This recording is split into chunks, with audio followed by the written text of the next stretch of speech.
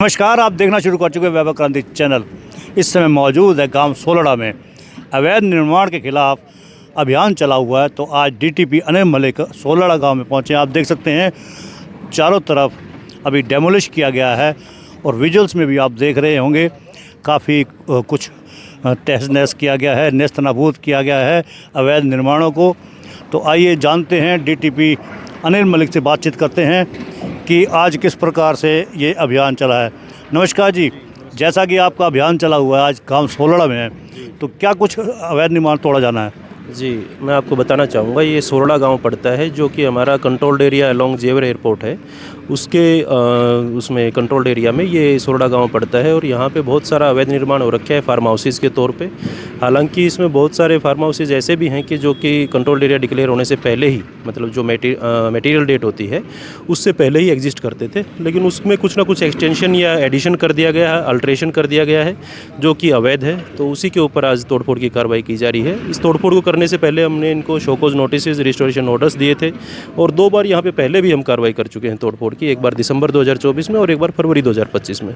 लेकिन जैसा कि मैं बताना चाहूँ कि लगातार ये दोबारा से फिर इन्होंने रिपीटिशन किया, अनऑथराइज कंस्ट्रक्शन रेज की, तो उस पर हमारा जो भी नियमानुसार जो कार्रवाई बनती है तो उसके अकॉर्डिंग हमने सारे नोटिस वगैरह करके और आज तोड़फोड़ की कार्रवाई की। जहाँ आपकी अवैध कॉलोनी के निर्माण के खिलाफ अभियान चला हुआ है जी, आपका डिपार्टमेंट पहले क्यों नहीं जाता जब ये निर्माण हो रहा होता है? पनपने से पहले क्यों नहीं इसको डेमोलिश किया जाता? जैसा कि आपने पूछा कि अभी पहले क्यों नहीं जाता, पनपने से पहले, तो मैं आपको बताना चाहूँगा पनपने से पहले भी हमने यहाँ पे बताया दिसंबर 2024 में और अभी फरवरी 2025 में, और आज ये तीसरी ड्राइव है यहाँ पर लगातार।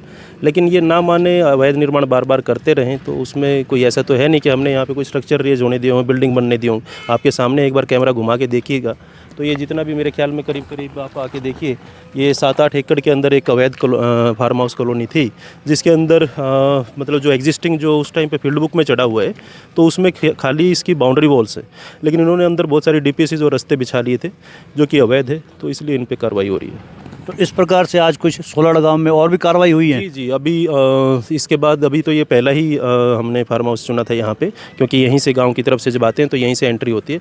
और अभी इसके बाद करीब आप मान के चलिए कि 8-10, 10-12 फार्म हाउसेज पे और कार्रवाई होनी है, जिसमें कि कुछ एक ने तो 3, 4, 5, 6 एकड़ तक कुछ एक्सटेंशन कर लिया है, अपनी बाउंड्री वॉल्स बढ़ा दी हैं। कुछ एक ने अंदर ये जो डीपीसीज हैं ये डाल दी हैं, या कर्ब स्टोन्स लेआउट कर दिए हैं, या फिर रास्ते बिछा दिए। और एक कॉलोनी वहाँ पर नई भी आई है करीब 2.5-3 एकड़ के अंदर, तो उस पर अभी कार्रवाई होनी है। आप 3-4 घंटे का अगर समय है आपके पास तो हमारे साथ जुड़ के रहिए, अभी आपके सामने ही सारी ध्वस्त की जाएंगी। मास्टर प्लान की बात की जाए तो सरकार की तरफ से कोई सेक्टर भी डेवलप किए जाने?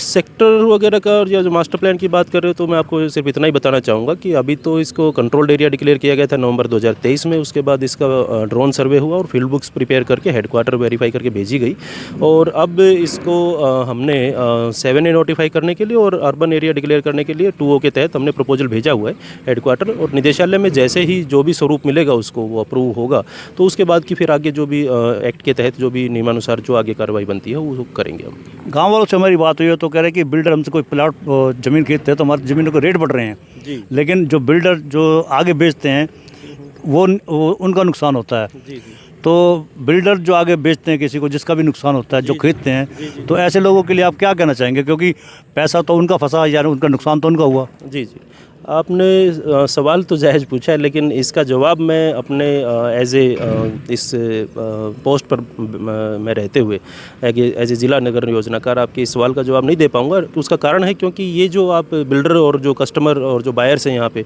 जो इन्वेस्ट कर रहे हैं, उनके बीच का एक बायलैटरल एग्रीमेंट या बायलैटरल इनकी जो भी सेल परचेज है वो है, उसमें डिपार्टमेंट की कोई इन्वॉल्वमेंट नहीं है। तो उसके बारे में मैं तो मतलब कुछ भी जवाब देता हुआ भी शायद आप समझते होंगे कि मैं अच्छा नहीं लगूंगा। तो जो लोग हैं, जो कॉलोनाइजर है, जो अवैध निर्माण करता है, या फिर जिन्होंने उस अवैध कॉलोनी में कोई भी प्लॉट या इस तरह का स्ट्रक्चर या कोई भी ज़मीन अगर खरीदी, तो उनसे ही जाके पूछना बेहतर होगा। नहीं, मैं सवाल आप दूसरा तरफ ले गए। मेरा कहने का मतलब कि आप उनको क्या एडवाइस देना चाहेंगे जो फंस चुके होते हैं? अगर कुछ इस तरह की एडवाइस वाली बात पूछे तो मैं एडवाइस तो यही देना चाहूँगा कि भाई अवैध निर्माण जो इस तरह के हो रहे हैं तो उनमें इन्वेस्ट ना करें, और कुछ भी इन्वेस्टमेंट करने से पहले एक बार आके कार्यालय में वेरीफाई करवा लें कि ये जो ज़मीन है इस पर लाइसेंस डिपार्टमेंट से दिया गया है, नहीं दिया गया है, और इसने रेरा रजिस्ट्रेशन रजिस्ट्रेशन करवा रखा है कि नहीं करवा रखा है, बहुत सारी चीज़ें होती हैं। एक बार वो आके अगर पूछेगा तो हम उसको सारी चीज़ें क्लैरिफाई कर देंगे।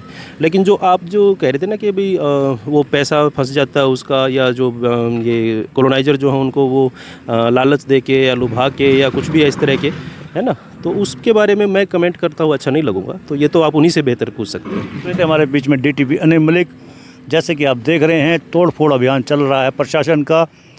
पिछले काफ़ी समय से ये अभियान चला हुआ है। जून, जुलाई, अगस्त ये 3 महीने आगे और भी हैं, ये बड़े भारी पड़ने वाले हैं। ये अवैध निर्माणों के ऊपर प्रशासन भारी पड़ने वाला है। जून, जुलाई, अगस्त 3 महीने कम से कम तो ऐसा लग रहा है प्रशासन ने कमर कस ली है। बहरहाल आप हमारे पेज को लाइक करें, कमेंट बॉक्स में एक प्रतिक्रिया अवश्य दें, और एक एडवाइस आखिर में हम भी देना चाहेंगे कि कहीं भी खरीदें आप, डेवलप कर जो अप्रूव्ड कॉलोनियाँ हैं वहाँ पर आप अपना प्लॉट खरीदें। सपनों का घर धरातल पे आप वहाँ बनाएं, अवैध कॉलोनी में प्लॉट ना खरीदें। धन्यवाद। जय हिंद, जय भारत।